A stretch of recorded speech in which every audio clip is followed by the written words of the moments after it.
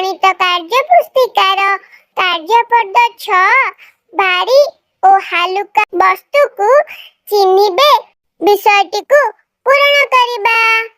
तेबे चलो आम चाटशाली।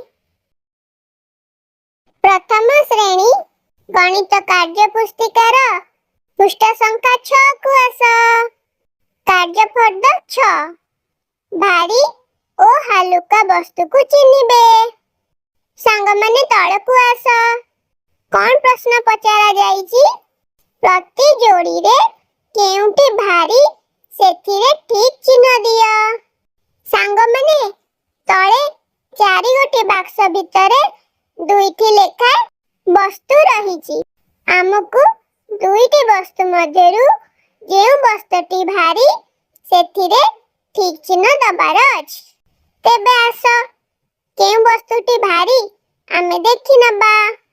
प्रथम क बाक्स को आस। एही बाक्स रे 2टी वस्तु रहिची। गोटिए चामच आ गोटिए पर। सांग माने देखिलो केउ वस्तुटी भारी? निहाती चामच भारी। तेणु चामच तळे पूर्वरु ठीक चिन्ह दिया जाई अछि।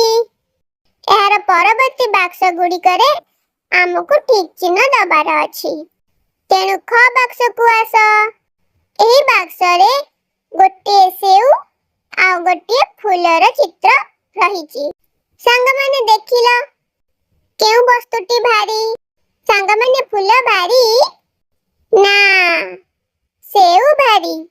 तेणु ता तळे थिबा बाक्स रे ठीक चिन्ह दिया। एथर सांग माने तळे को आस। ग बाक्स को।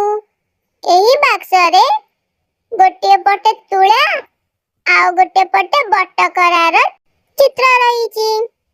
कहिले सांग माने केउ वस्तुटी भारी? तुळा भारी ना बटकरा भारी।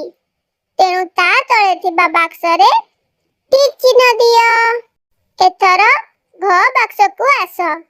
एही बाक्स रे पत्थर ओ काठर चित्र रहिची। सांग माने कहिलो केउ वस्तुटी हालुका? हां सांग माने काठ हालुका।